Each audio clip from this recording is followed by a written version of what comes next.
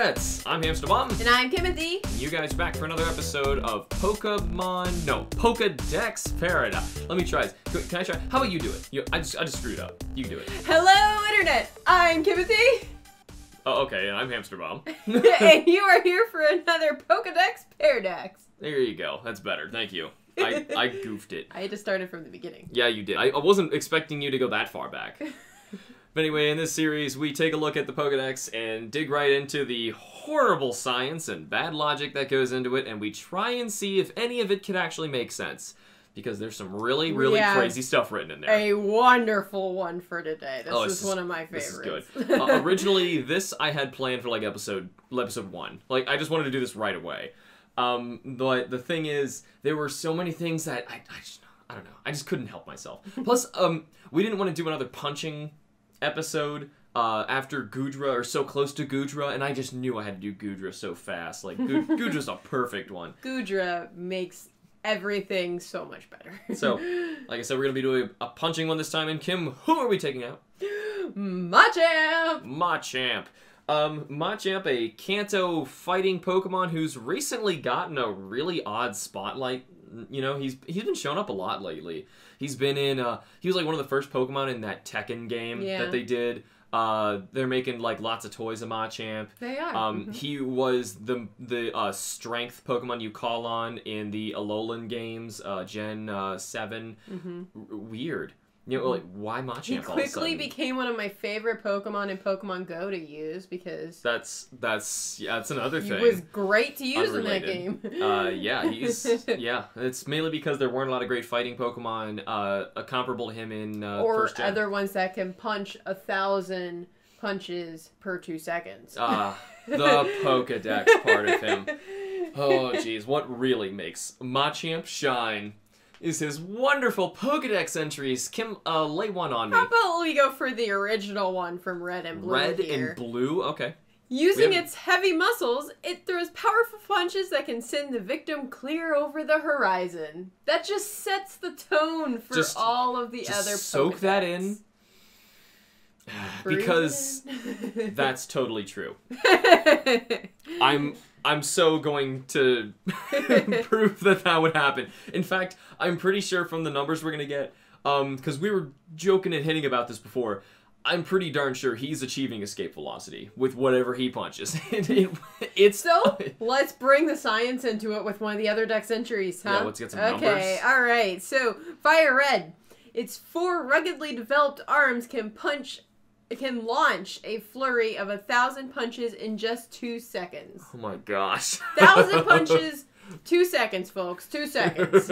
I was curious about this one. So I was like, hold on. There's a lot to that. And I think they mentioned that later. Yeah, they do. It's in Pokemon X. They say that again. Yes, and they actually have another one here mentioning that it is blinding speed. So... well, if you want to know what does he get over the speed of light? It was actually, I wasn't just thinking about that. I was thinking, like, does he actually punch so fast that the molecules in the air cannot get out of the way in time, and he would split the atoms by punching? How would he physically move his muscle fast enough to get the molecules to... That would be like light speed. That's crazy fast. So, I tried to calculate this. I did, actually. I calculated That is the point of the Pokedex Paradox. Well, one of them. We also have one that requires force, and that's coming later. That's another Pokedex entry that he has. But this one was just interesting. Probably the first one that I saw that I was like, oh my. Because originally, if you guys watched or listened to our Goodra episode, where we're talking about how you can use Goodra's really bad Pokedex entry to convert force to attack power, and I used that. Before this episode, I was thinking, like, could I make and like figure out how much of force Machamp actually punches using Goodra logic? But luckily for us, they gave us... There's something else, but we'll get to that in a bit. We'll get to his other entry, and just for funsies, I'll let you know how they compared later. But let's just talk about this 1,000 punches in 2 seconds. First, I like how they were like, oh, no, not 1 second. It's not 1 second. No, that's... Or 5 seconds. That's ridiculous.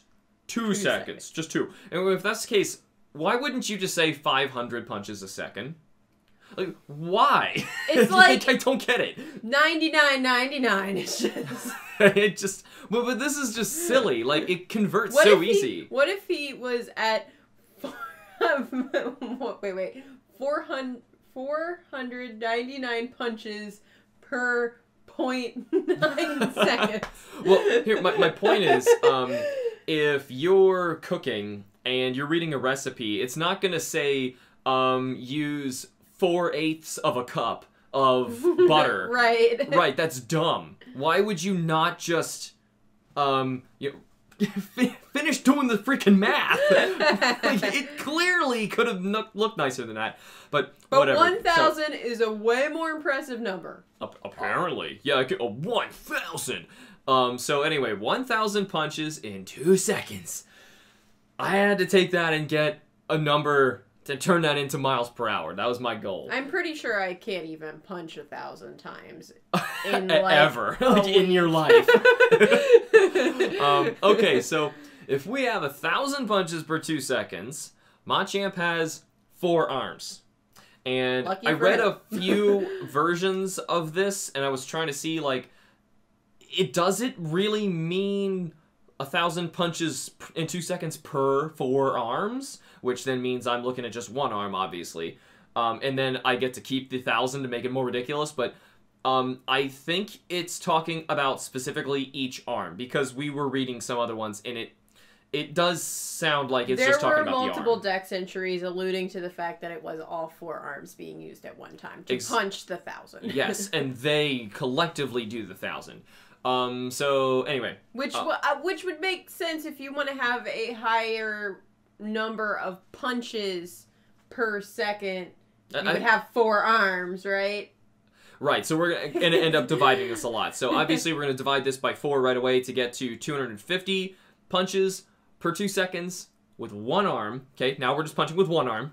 Machamp just like You're punch. like fist pumping. I am, or doing something really erotic right now in the air. That's not. So you keep well, if it was that long. So then you have 125 per 1 second, right? Because we should have just got rid of the 2 second thing right away. That was just stupid. So we have 125 punches per 1 arm per second. Okay, so now what I need is distance to go with that. And the problem was, I was like, I don't really know how, what the true distance is from Machamp holding his fist straight out as far as he can, and Machamp with his fist all the way back. So what we used was we looked at Machamp's height, which in the game, according to how tall Machamp supposedly is, it is 5.3 feet, which is really short. He is so short. I don't get... Like, I'm 5'9". I'm taller than a Machamp. Now, granted, whenever they say height, because some people get confused about this, like they think that Furret is enormous. For Furret, height is different. It's like a nose to tail thing. Yeah. It's not, like Dragonair is really long. It's longer than Dragonite, but Dragonite is bigger. People don't seem to understand that. It's a problem because it's the Pokedex not giving enough dimension help. Right. So I'm assuming height for Machamp is not, because whenever you see pixel art of Machamp, drawings of Machamp, his arms are up in the air, which you would think that doesn't count. You know, just because I go to the doctor and they want to measure my height, if I put my arms in the air, they don't measure that as my height. It's to my head, right? So I'm assuming it's to Machamp's head and his arms are down for this. That's 5'3". So that's why he's a little shorter, because his arms are always up, and that makes him bigger. He is so short. She's short, yes, but counting his... comes to, like, my shoulder. Maybe not even that. Counting his arms, though, he would be bigger than you, for sure. Okay, so, whatever. So anyway, assuming he's 5'3", and you look at the different art of Machamp, and fortunately, because sometimes whenever he's drawn, you can see sometimes he's got a fist up ready to punch, and another one is out. So then you can look at the distance. He retracts his arm back for a one punch. has his arm back and the other arm is out. We can actually see both at the same time because he has 4 arms. And since we know one dimension, 5.3 feet from foot to top of the head, we can kind of estimate how far back he's got to pull his arm to punch. And you can do the same thing with yourself, you know, but the thing is, Machamp, most of his body mass are those arms, so they're a little bigger than us doing it. So I was guessing it's somewhere around 3 feet of distance that he goes all the way back to forward. That's Yeah. what it looks like from the distance. So I was like, okay, that's a good clean number. I'm not going to go making up decimal points. I'm going to stick at 3 just to get a good idea of how fast he's punching. So now that we know that, his punching distance is approximately 3 feet per punch. Okay? Now, what we want to do is turn this into feet per second. We can literally just multiply these together and get a number out of this, right? So if we multiply... super clean and easy. No decimals, right? Very easy. Yeah, 125, which was our how many punches per second. Okay, so how many times multiplied by 3, which gets us our total distance. So he's going to be traveling 375 feet per second, right? Now, there's another thing we got to keep in mind here. You can't just be punched out all the time and count that as multiple punches. He's got to, in that time, pull the arm back and punch again. So it's doubling his distance. So it's not just 375 feet per second. You have to multiply it by 2 because the arm has to retract and go punch again. So it's actually 750 feet per second how fast his arm's moving. So you convert that into miles per hour. Now we can finally get a number here. His fist is traveling 511.364 miles per hour. So, unfortunately, no, he's not breaking the speed of light. He's not busting, any crazy records, but still, that's a lot. That's a lot. I completely forget what Mach speed is right now, because we haven't done our flight episode. Just Mach 1. Give me Mach 1 really quick. Yeah, I thought so. It's a lot faster. Then you're looking Mach 1 feet per second. Yeah, it's way faster than that. So, yeah, he's not reaching anything really special with that. Special. Like, I can punch 500. No, I mean, like, he's not causing a hour. sonic boom with his fist. No. I guess that is important. He's not destroying things. Yes, at the very least, he can... we're going to talk about the integrity of his arm after this. But he can punch, and at the very least, the atmosphere is not going to react in a detrimental fashion. So, that's okay. That's where you were saying, like, you were having issues with the molecules being able to get out of the way of the fist in time, right? So, if this ended up going, like, towards light speed, which is ridiculously fast. That's when we start getting, like, nuclear fission Yes, issues. that would cause nuclear fission by crushing the molecules that can't get out of the way of his fist in time. Also, he would not be able to stop his fist, which, by the way, you would probably not be able to stop that fist either. If it was, like, I'm sorry, if you can accelerate your arm to that kind of speed, I don't think that no matter what, his shoulder muscles and are composed of, like... it doesn't matter how strong those muscles are, they're not going to be able to just suddenly stop his fist from flying over 500 miles an hour. Which, I mean, isn't even going into how much force is behind that fist. Right, because there's another Pokedex entry that gives us another number. So, one of the most recent Pokedex entries, just makes which this is so much wonderful, worse. is makes from it so Sun. much worse. Pokemon Sun, what does it say? It unleashes megaton-level punches that send opponents flying clear over the horizon. So there's that again, that over-the-horizon They thing. had to take that little snippet from the very first entry, put it in there, and let's make it crazier. Let's add megaton. And maybe they thought that wasn't a real thing. I don't know. Because sometimes I feel like they throw things in here that are made up, and they're like, people will just accept that as being wonderful. Right. Like, between this, we were reading, like, Slurpluff can smell 100 million times better than a human. Stuff like that. Right. Like, I swear, they're making things up. But, yes, we can calculate what a megaton is. And we can put that force into a punch. I done converted it. And I done gonna tell you what it is. Because that's a lot of force. You better done listen up now. You will go over the horizon and you probably won't stop. Just saying. So escape velocity is what we're saying. Yeah, like solar system escape velocity. Okay, so the megaton is... Basically, you can calculate that as 4.184 petajoules. I haven't even heard of petajoules. That's such jewels. Like, I didn't think they had different levels of it. I mean... I know. Like, I guess I knew there were, like, mega jewels and stuff, but I didn't know there was a petajewel. I have never heard of the petajewels. It's gotta be so gigantically large. Right, like, I know in computer storage you can have a petabyte, which is just crazy. I thought the only way you could get a petabyte was with your brain. Well, that's a study that now that I have to kind of tell them about that because you brought it up. Oh, no, okay. No, but she did. Now everyone's going to be curious. Oh, gosh. Okay, so really quickly. Basically, some scientists were trying to calculate computer storage to human memory, and they calculated that the human brain can store about 5 petabytes of information. So now you know your limits. So peta is huge! It's very big. It's a big number. I've clearly got to work that down. So, 4.184 petajoules takes you to, let's go to pound for foot, okay? Foot pounds.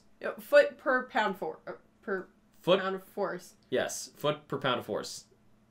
Yeah, there's so much to it. Basically, you convert that over, and you're looking at 308 billion.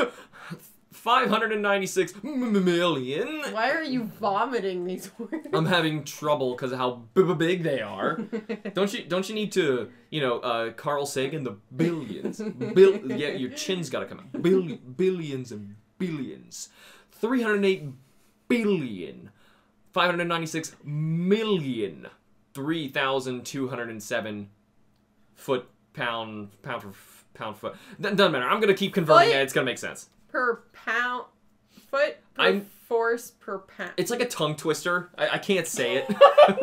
Like, it's easier. Try and say that one 5 times fast. I can't even. PSI and stuff. Okay, yeah. Let's just take this to PSI like right now, so I know what that is. Pound for square inch. Here we go. So if you convert that to pound per square inch, now you're looking at 2 billion 143 million 27,800.396 psi.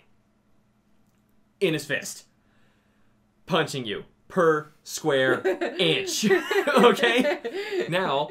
Are you disintegrated at this point? No, it's just an incredible amount of force. So, here's the big thing.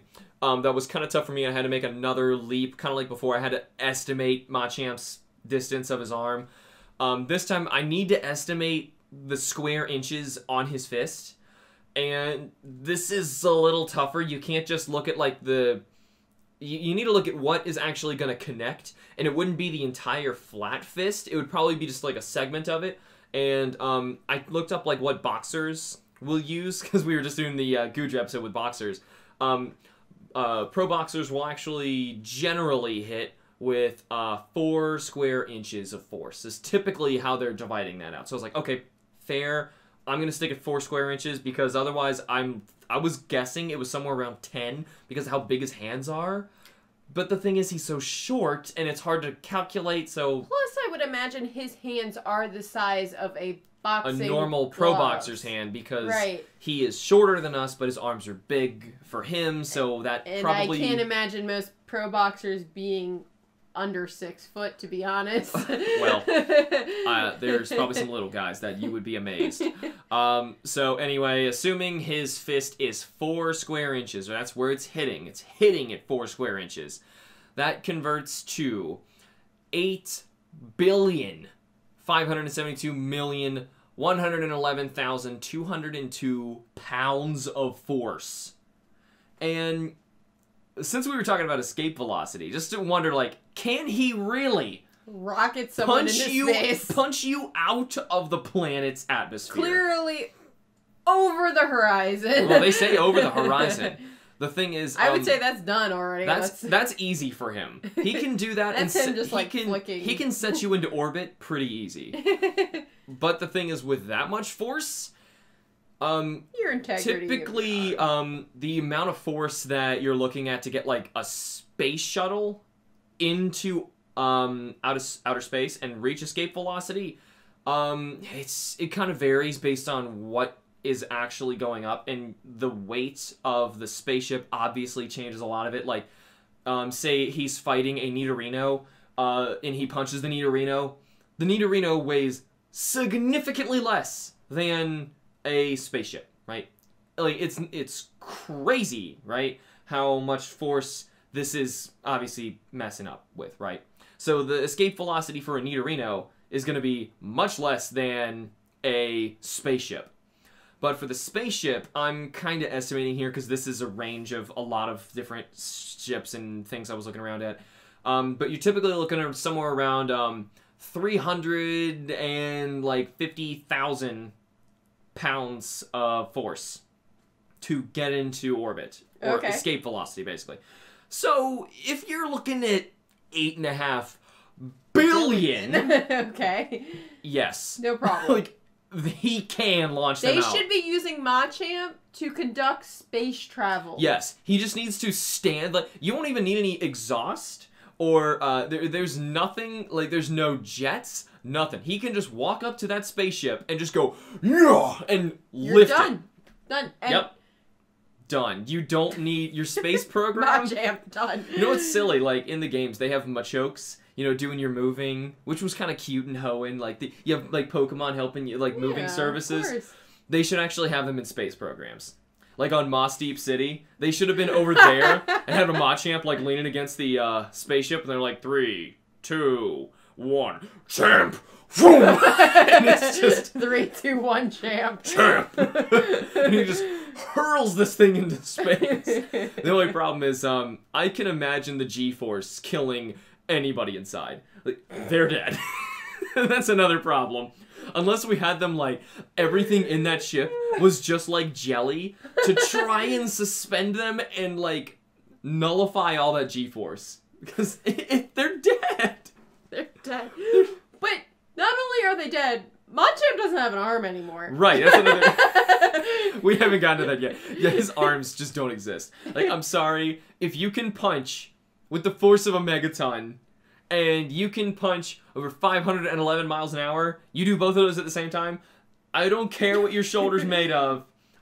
That arm, when you punch, will literally rocket off of your torso and is gone. So I don't even know how he gets to 1,000 after the first punch. Right. Already flinging his arm. Yeah, it's true. Like... Right. So if that's the case, Machamp needs to be able to grow his arms back like a starfish. Instantaneously. And punch them off again. So he's creating matter and just, like, launching missiles of arms that are going 511 miles an hour and over 8.5 billion pounds of force. Don't get anywhere near a Machamp. No.